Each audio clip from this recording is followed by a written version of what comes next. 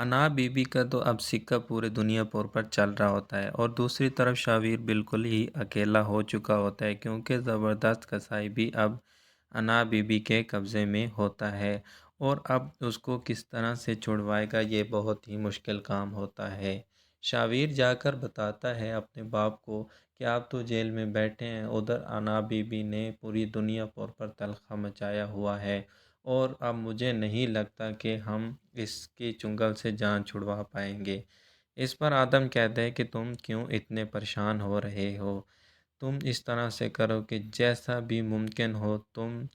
زبردست کسائی کو انا بی بی کے چنگل سے آزاد کرواؤ اور ان لوگوں کو اپنی طاقت بناؤ، اور ادھر پولیس انسپکٹر کا بیٹا ہے وہ بھی آپ نے بازیاب کروانا ہے، اور اتنے کم ہمت نہ بنو، تمہارے ساتھ دیں گے زبردست کسائی کے جتنے بھی لوگ ہیں، ان کا بچہ بچہ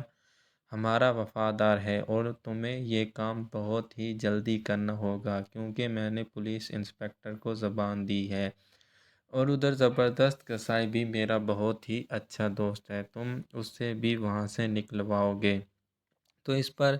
شامیر کہتا ہے کہ آخر یہ کیسے ممکن ہوگا؟ تو وہ کہتا ہے کہ اب کوشش کرنی ہوگی، اور اب تمہیں ثابت کرنا ہوگا کہ تم واقعہ ہی نور آدم کا خون ہو۔ تو اس پر شامیر کہتا ہے کہ ٹھیک ہے، میں کوشش کرتا ہوں، اور ادھر خود ہی نور آدم ایک خط لکھتا ہے پولیس والے کو کہ تم پولیس والے اب بھی وہ نہیں کر سکتے جو جیل میں بیٹھ کے میں کر سکتا ہوں، اگر تم میری مدد کرو تو یقیناً میں بھی تمہارا ساتھ دوں گا۔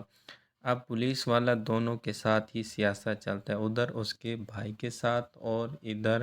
نور عالم کے ساتھ۔ نور عالم کو وہ یقین دہانی کرواتا ہے کہ ہم تمہارا ساتھ دیں گے،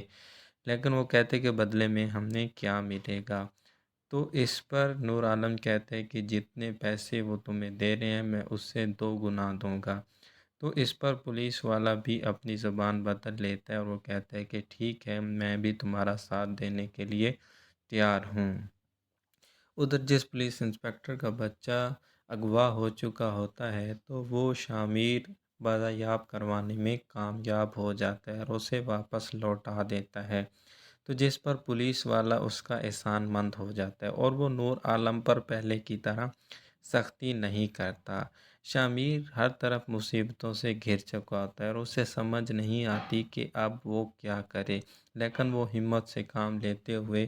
انا بی بی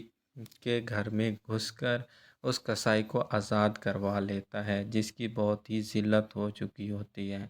اور اب وہ پوری آب و تاب سے حملہ کرنے کے لیے تیار ہوتے ہیں۔